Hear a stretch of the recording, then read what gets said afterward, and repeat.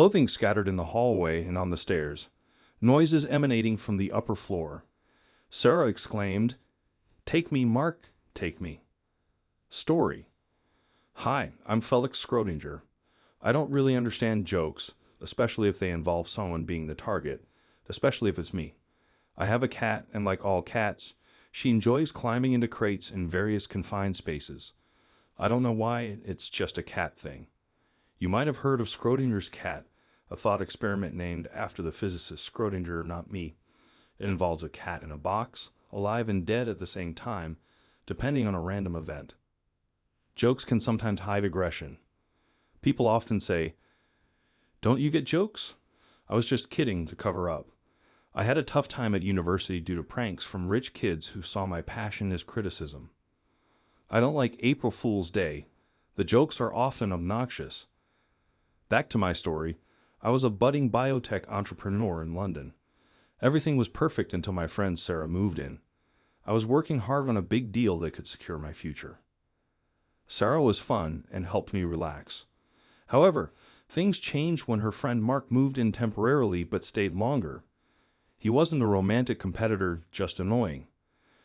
Despite having plans for a romantic evening, I discovered an unexpected situation at home. I felt sick and quietly threw up when I heard the noises upstairs. I headed down the stairs, and it seemed quieter upstairs. In the kitchen, I wrote a note telling Mark to leave, or the next place he stays might be a hospital. I also mentioned that Sarah needed to find a new place to live. I left, got in my car, and drove to the Venus Bar, where I ordered a Diet Coke. The Venus Bar, despite being in a posh part of London, attracts a diverse crowd. It gives me perspective during tough times. I began to see some positives, realizing that at least we weren't married yet. What angered me most was not just the infidelity, but the stupidity of the situation. I wondered what Sarah saw in Mark, who, from my perspective, wasn't particularly handsome, didn't take care of himself, and lacked prospects. As I sat there contemplating, Sarah walked into the bar, looking gorgeous and dressed elegantly. She wore high black heels, and I noticed what seemed like stockings. She was out of place in the Venus Bar, and heads turned as if ready to grab a tempting opportunity. She spoke venomously on the phone, upset about an April Fool's prank, realizing she had no money or cards. She broke down, ending the conversation. Sarah stood there, unsure of what to do. Without realizing it, I found myself about to intervene. I apologized and suggested that I overheard her conversation and had a suggestion. She looked at me suspiciously, and then it hit her. She thought I looked familiar. I honestly admitted that I didn't think we had met, but I found her beautiful. She blushed, and I introduced myself as Felix, the owner of Mole's Garden. She recognized me from a picture and mentioned she was April Fuller, a newcomer at the Financial Times. She was on probation and was tasked with finding out if I secured a contract with Paradise Pharmaceuticals. Surprised by the attention, I suggested we go to the Regency Hotel bar next door, a more decent place, so she wouldn't be there when Mark showed up. April explained she had no money and I, having just signed a deal, offered to cover the drinks. We went to the Regency's bar, and I told the bartender to inform Mark that she left with a rich guy in a suit. We sat in a semi-closed booth, ordered coffee, and April asked me why I was in a place like the Venus Bar alone, especially when it seemed like I had something to celebrate. I explained that it was kind of a tradition for me. When something goes wrong, I go to the Venus Bar to people watch and realize that my life is better than most. It's a kind of therapy. April looked puzzled, considering I said I made a deal.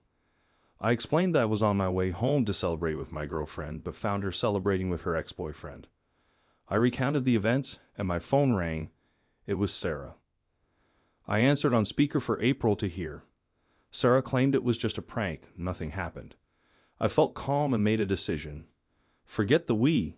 Her buddy must leave, and she needed to find another place. Sarah insisted it was a joke, but I challenged her to imagine telling the story to someone. April picked up the phone, heard the story, and wasn't convinced. We laughed, and April said she felt Sarah might be telling the truth. But it didn't matter.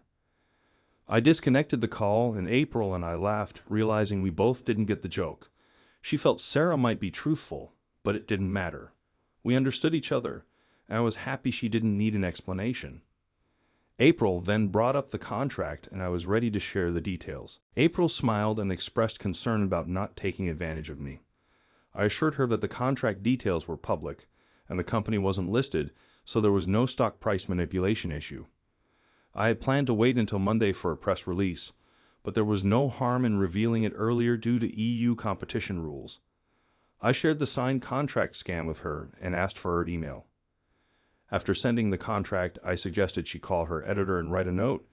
April was excited, and I assured her it would help. She provided her email, and I sent her the contract scan. April called her editor, Rage, on speakerphone, confirming the deal's authenticity. Rage, cautious with years of experience, raised concerns about legal issues. I intervened, introducing myself as Felix Schrodinger, the owner of Mull's Garden. I assured Reg that we would send selfies with April and a picture of us at the table to prove authenticity. I explained that we met by chance, and April convinced me to share the details. April dictated her story over the phone, impressing me with her ability to organize thoughts and construct a coherent article without pen and paper. April laughed after sharing about intelligence being sexy, feeling better. However, her mood shifted when Dan's name appeared on her phone. She put it on speaker, revealing that Dan was her boyfriend. Dan, thinking it was a joke, realized April was out with me, and it was her birthday. I discovered I had unintentionally taken her out on April 1st, her birthday. Dan apologized, but April didn't seem to accept it. She took my phone, blocked his number, and decided we'd celebrate her birthday at a French restaurant. Concerned about inviting a journalist, she suggested inviting April instead. I jokingly agreed and entered the restaurant with April, noticing the attention she attracted. The evening at the restaurant was delightful. We talked, laughed, and enjoyed the food. As the evening progressed, our hands made contact, and I found myself captivated by April's eyes and subtle gestures. However, she admitted that the thought of going back to her apartment and facing Dan was depressing. I suggested booking rooms at the Regency to deal with everything in the morning. I emphasized the two-room aspect, hoping April would understand I wasn't trying to force myself on her. After leaving the restaurant, she stopped on the sidewalk, pulled me to her, and asked if I was staying with Sarah. Without hesitation, I said no, expressing that I was done with Dan. I felt a stirring of something I couldn't identify but felt more alive than in a long time. April acknowledged the expenses and suggested getting just one room to save money. My smile gave away my agreement. She put her arms around my neck, saying it was time for the birthday kiss she'd been dreaming about. Our kiss surpassed any passionate or pure ones in history. In silence, we walked to the hotel, my jacket over her shoulders. At the hotel, April proudly showed with her body language that she was with me. I booked a luxurious room considering the recent contract worth millions. We explored the room like children in a fairy tale. I turned to April and asked if I could unwrap my present. A bit embarrassed, she nodded. I took my time, appreciating her exquisite dark green dress, possibly silk. She looked ravishing and beautiful. I thought Dan had truly messed up, and as I stood behind her, the dress fell to the floor like liquid, revealing more of the enchanting evening. I expressed my intention to kiss April's neck, and she flinched a bit, but she mentioned enjoying neck kisses and welcomed them anywhere. I kissed her neck, savoring its softness and warmth. I praised April for her smart, true, funny, and fair remarks earlier. I asked her to remove her shoes for her comfort. She stood before me in stockings, a garter belt, and black lace panties. April wasn't an expert at wearing such lingerie, but I found it cute, realizing I might be the only man undressing her while she wore stockings.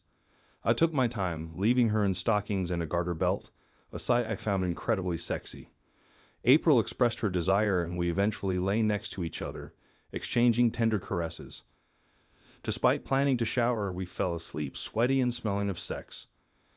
In the morning, we showered and had sex, then ordered breakfast to the room.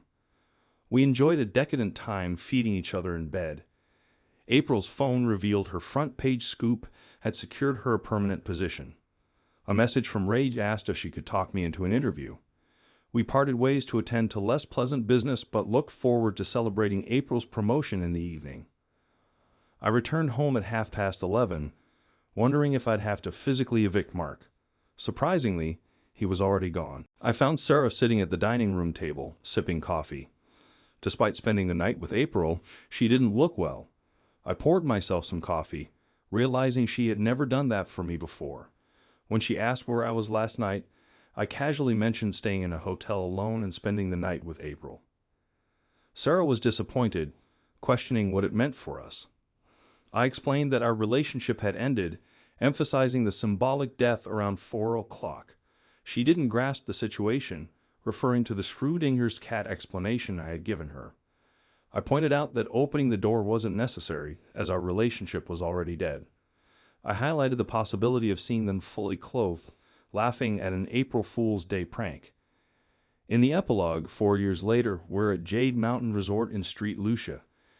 April, expecting our first child, emerges from the infinity pool against the sunset.